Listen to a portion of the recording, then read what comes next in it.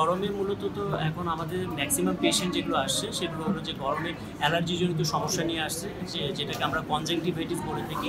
এই কনজাংটিভাইটিস এই ধরনের পেশেন্টগুলো আমরা এখন মূলত বেশি পাচ্ছি, এবং এর কিছু কারণ রয়েছে। কারণের মধ্যে একটা হলো যে গরমের মধ্যে ধুলাবালি অনেক, ঢাকা শহরে আপনারা জানেন যে অনেক ধুলাবালি উড়ে, এটা একটা অ্যালার্জির কারণ। এবং অতিরিক্ত গরমে আমাদের অনেকে ড্রাই আই হয়, ড্রাই আই চোখ শুকিয়ে যায়। এই ড্রাই আইয়ের কারণেও অনেকে হসপিটালে ভর্তি হয় ড্রাই আইয়ের কারণে।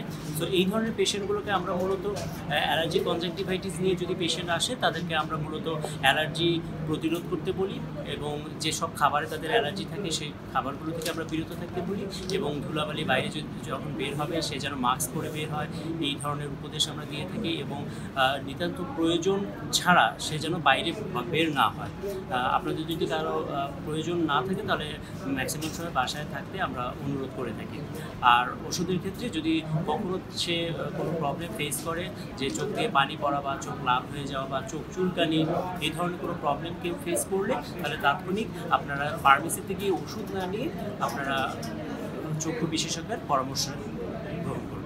আমরা চিকিৎসা মূলত দিয়ে থাকি যে কারণ অনুযায়ী, যে আমরা প্রথমে ফাইন্ড আউট করার চেষ্টা করি যে তার যে সমস্যা নিয়ে সে এসছে সেটা কী কারণে তার এই সমস্যাটা হচ্ছে। যদি সেটা অ্যালার্জি কনজাংটিভাইটিসের জন্য হয়ে থাকে তাহলে আমরা অ্যালার্জি কমানোর জন্য কিছু ড্রপ রয়েছে, সেই ড্রপগুলো আমরা দিয়ে থাকি।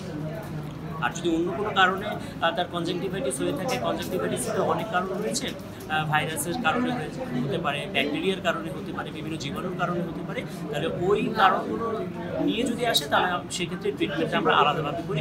আলাদা কিছু ড্রপ রয়েছে ভাইরাল কনজাংটিভাইটিস বা ব্যাকটেরিয়াল কনজাংটিভাইটিসের জন্য।